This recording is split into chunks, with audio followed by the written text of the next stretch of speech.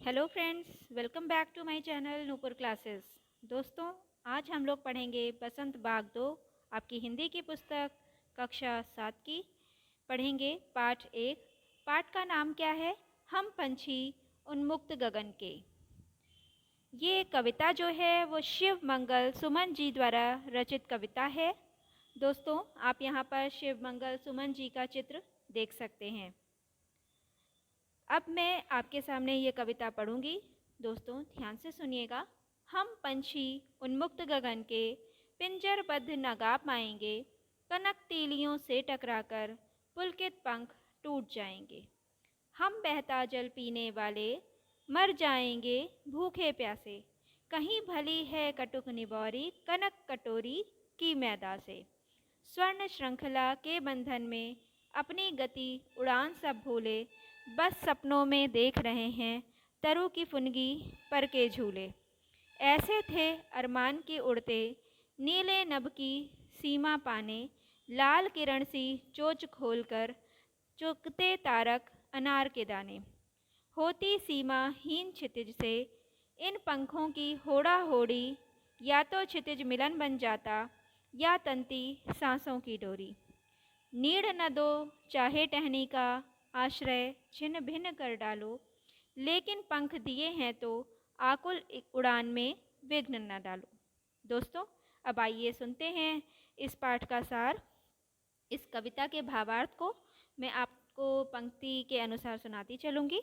दोस्तों, पहले हम इस कविता के बारे में आपको बताएंगे कि कवि शिव मंगल सुमन जी ने अपनी कविता हम पंछी उन्मुक्त गगन के में आज़ादी के महत्व के बारे में बताया है। इसे कवि ने पिंजरे में बंद पक्षियों के माध्यम से दर्शाना चाहा है। दोस्तों, प्रथम काव्यांश में कहा गया है, हम पंछी उन्मुक्त गगन के, पिंजरबद्ध न गा पाएंगे, कनक तीलियों से टकराकर पुलकित पंख टूट जाएंगे। यहाँ पक्षी कह रहे हैं, पक्षी अपनी व्यथा को बताते हुए ये प्रकट कर रहे हैं, ये कह रहे हैं कि हम खुले आकाश में विचरण करने वाले पक्षी हैं। पिंजरे में बंद होकर हम ना तो खुश रहेंगे और ना ही मधुर स्वर में गा पाएंगे। फिर कहते क्या हैं, हम बहता जल पीने वाले मर जाएंगे भूखे प्यासे, कहीं भली है कटुक निबौरी कनक कटोरी की मैदा से। उपरोक्त पंक्ति में उन्होंने कहा है कि कनक तीलियों से, मतलब पिंजरे में बंद होकर ना तो हम खुश रह पाएंगे और ना ही मधुर स्वर में गा पाएंगे। पिंजरा चाहे सोने का ही हो, लेकिन उसकी तीलियों से टकराकर हमारे कोमल पंख टूट जाएंगे।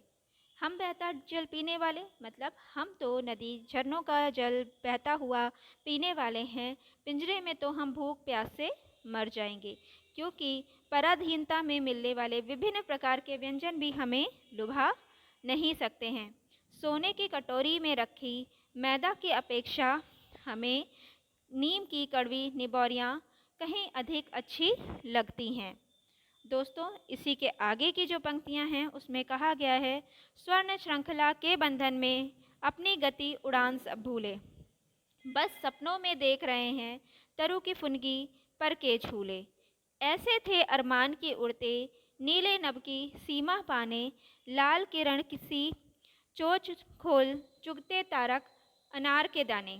दोस्तों, इन पंक्तियों में कवि कह क्या रहे हैं कि परातंत्री रूपी सोने के पिंजरे में रहकर हम तो अपनी उड़ान सब भूल गए हैं।